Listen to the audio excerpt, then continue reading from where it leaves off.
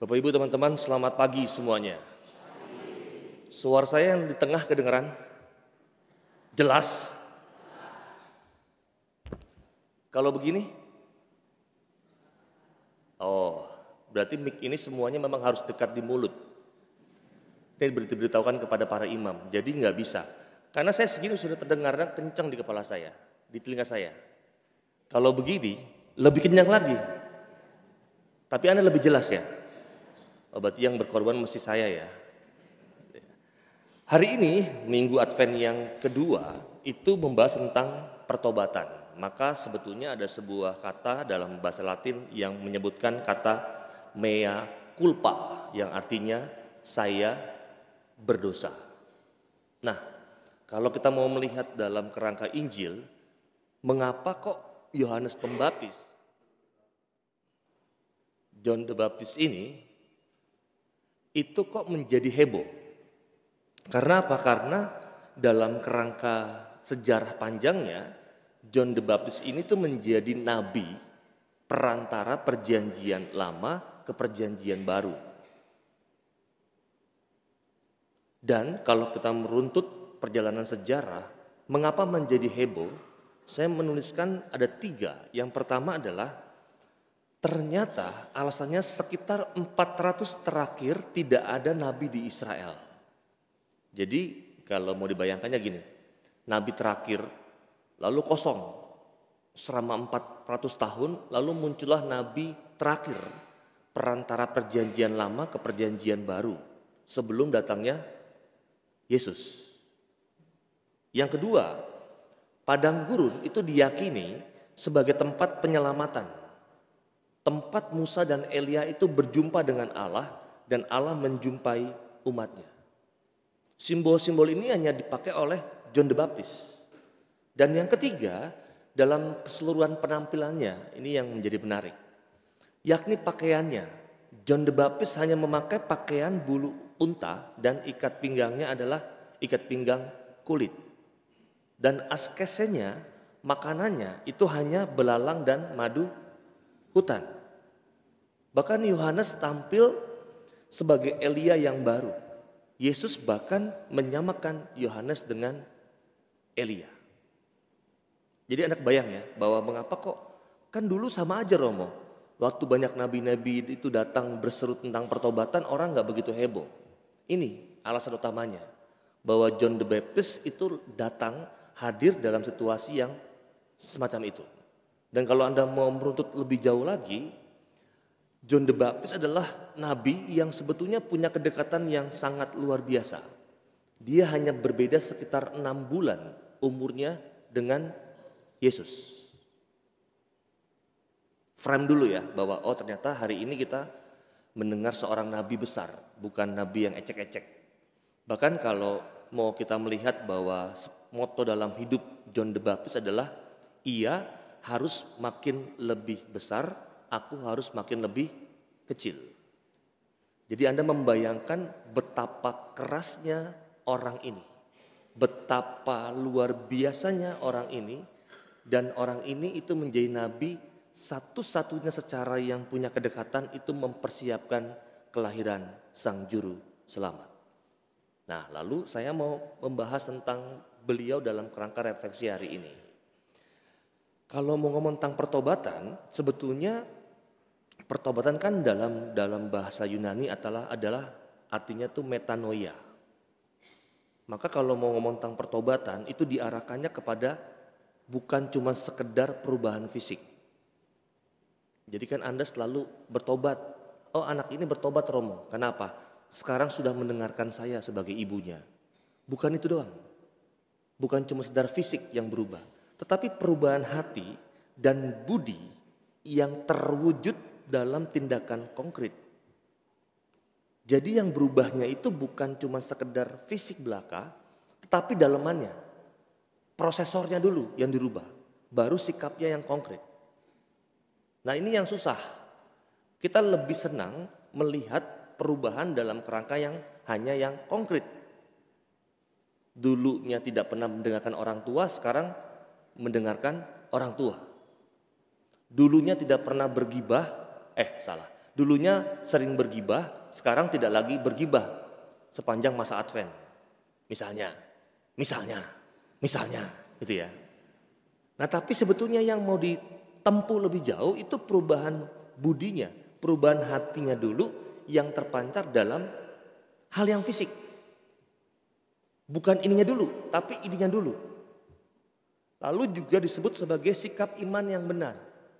Pertobatan itu mengandalkan sikap iman yang benar yang pada akhirnya mengarahkan orang mempunyai pilihan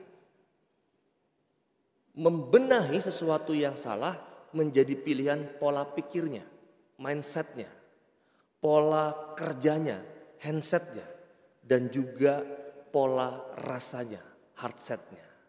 Itu yang dirubah.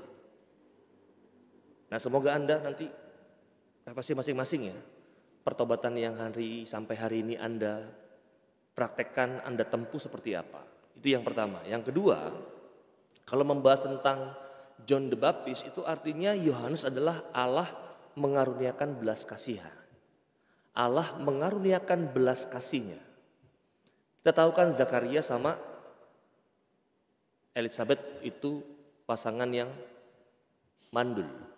Lalu di usia tuanya Allah itu memberikan keturunan. Maka arti kata Yohanes itu Allah mengaruniakan belas kasihnya. Ini nama tokoh yang hadir sebagai seorang saksi. Maka kalau Anda mau menyingkat saksi, S-A-K-S-I, Anda bisa menyingkatnya siap ajarkan kabar sukacita ilahi. Itu saksi. Siap, S-nya, kau ajarkan, A-nya, kabar, K-nya, sukacita, S-nya, I-nya, ilahi. Maka saksi siap ajarkan kabar sukacita ilahi. John the Baptist bukan terang, tapi ia harus memberikan kesaksian tentang terang itu. Maka kalau kita mau belajar sederhananya, bagaimana sih kita bisa menjadi seorang saksi? Kita bisa belajar dari sosok John the Baptist. Saya mencatat ada 3 dasar yang cukup kuat dalam dirinya. Dasar yang pertama adalah kejujuran.